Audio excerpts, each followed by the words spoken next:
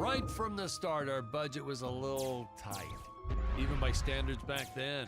To make do, Tony shot a couple scenes in black and white.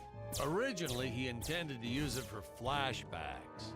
But then I had to break it to him. Our film doesn't have flashbacks.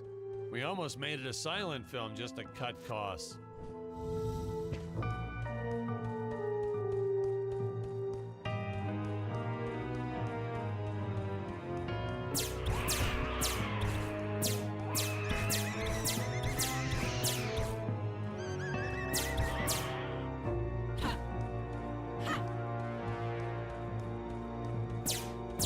I felt it was an absolute necessity we have a T-Rex in this film, but we got this Serato thing instead.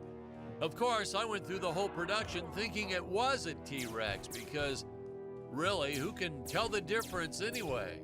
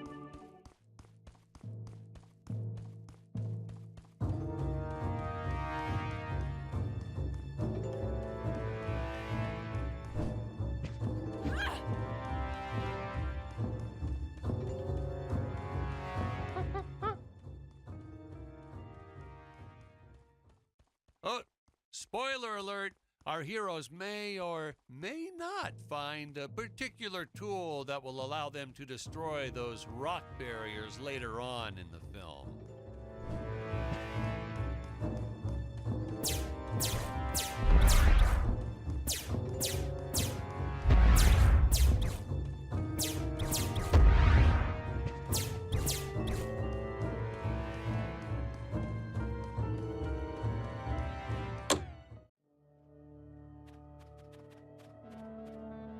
It would appear that now is the time for us to climb the deadly Tower of Monsters.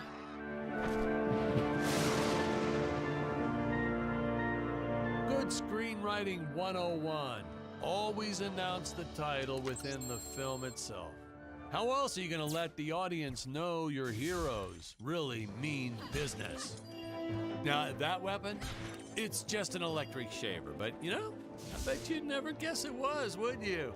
They look so futuristic.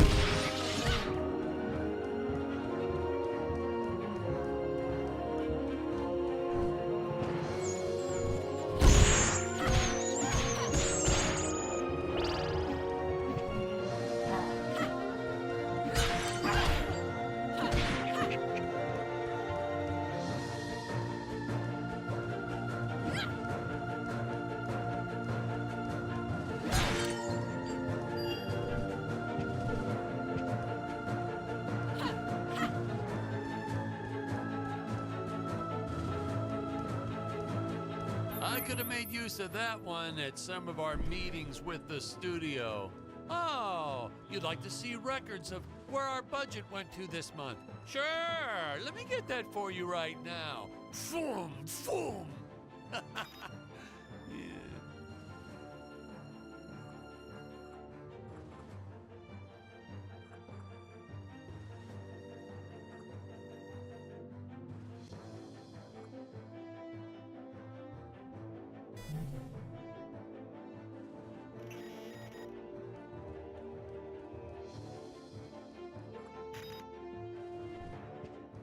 Unfortunately, those meetings ended in a much different way.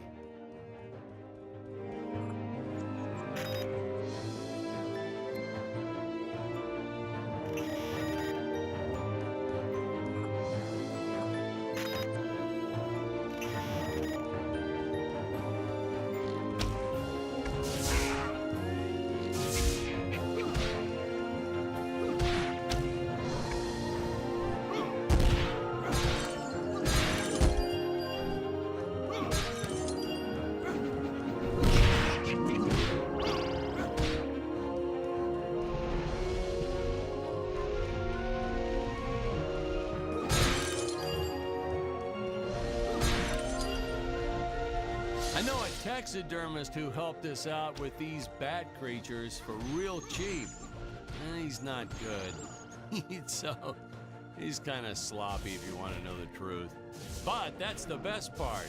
A sloppy bat looks scarier. Oh, but you gotta sew up that sphincter. Just trust me on that one.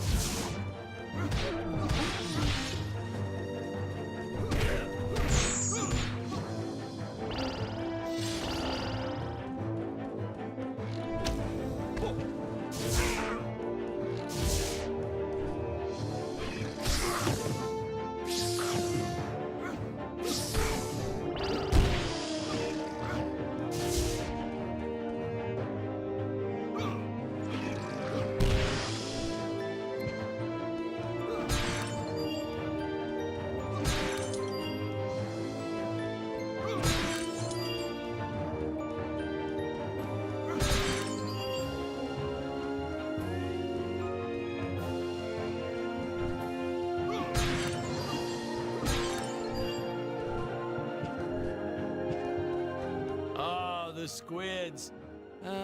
Some board member had these nephews who really wanted to be in the films. They made me cast them as squids. Whatever happened to artistic integrity? If you're going to cast a role not on merit, at least let it be a hot female role. My effects team kept assuring me the strings wouldn't be visible in the final cut, but I could see them. No transparent nylon. This stuff will do the trick. Yeah, right. I swear those darn strings is what made my hair go white.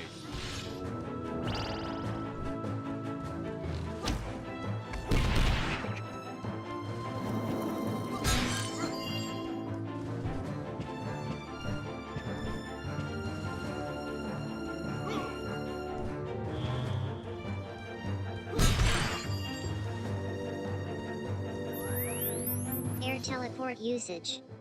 Jump. While in the air, use teleport. Quickly return to upper floor.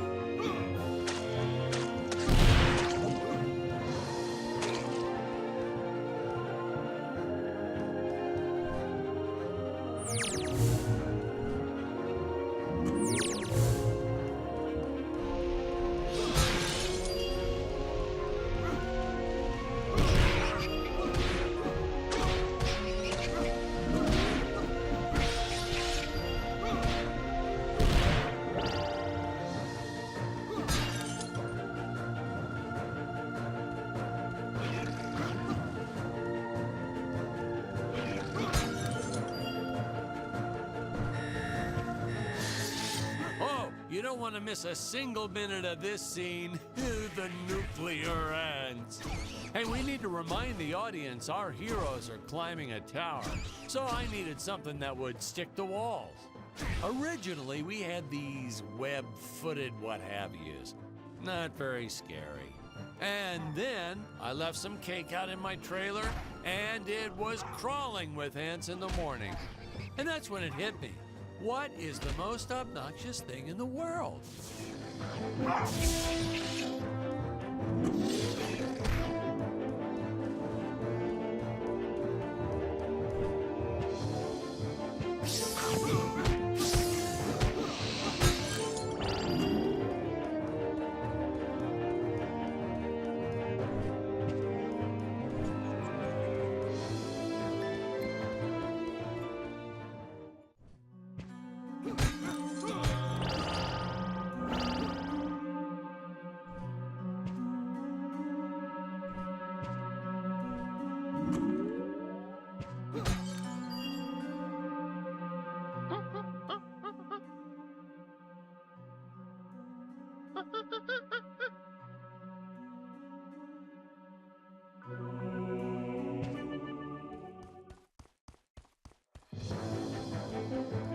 Oh no! This head belonged to my co-pilot robot. He was the most loyal companion in the galaxy. Dick. Malfunction. Dick. Malfunction. These Gravorians will pay dearly for this, my friend. Now, what's a space adventure film without a trusty robot sidekick, huh? Am I right? In the original draft, we had Dick and Scarlet team up with an alien from the planet's surface. You know the type, pointy ears, wise and emotionless. But then we came to our senses and realized that a giant tin can robot's way cooler. Besides, everybody was doing the alien thing back then. You know me, I'd rather be a trailblazer.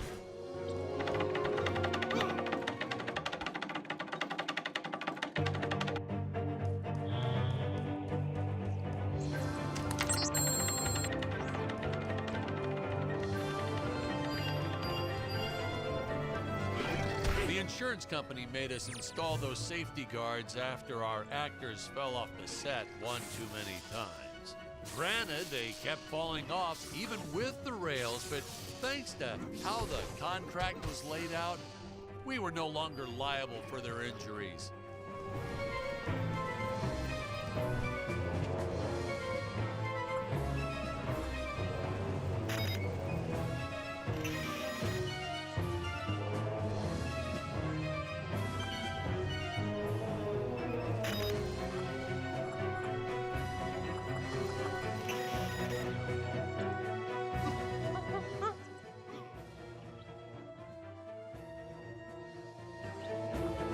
Well, ladies and gentlemen, I guess it's time to talk about the elephant in the room. Why on earth does this crazy film have title cards on screen when people are talking? You're thinking that, aren't you? I know you are. I would be too. Well, we had thought about making it a silent film at one point, so we shot a lot of scenes up close like this, with the dialogue written out for the audience to read. Well, when we swapped over to making a talkie, well, we just decided to keep on going rather than reshooting all those scenes.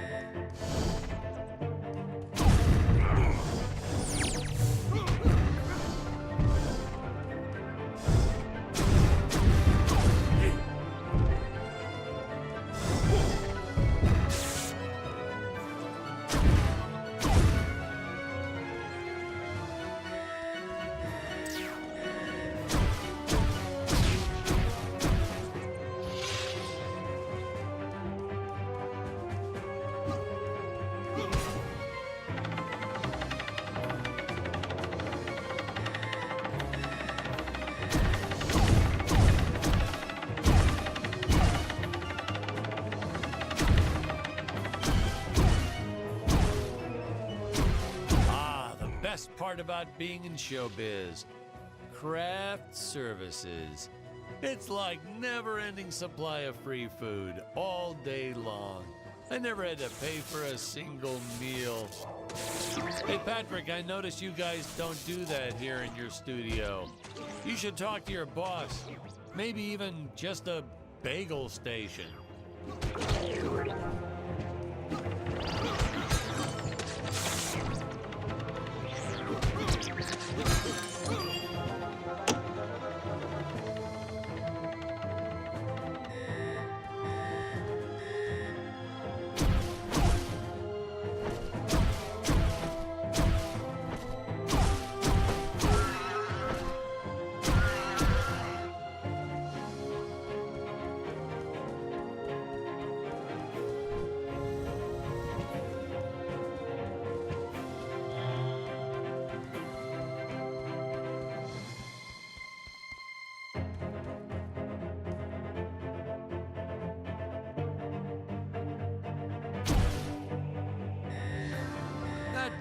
Nitpicking science community also complained about these Terra whatevers breathing fire, like there's fossil evidence of dinosaurs not ever shooting fireballs.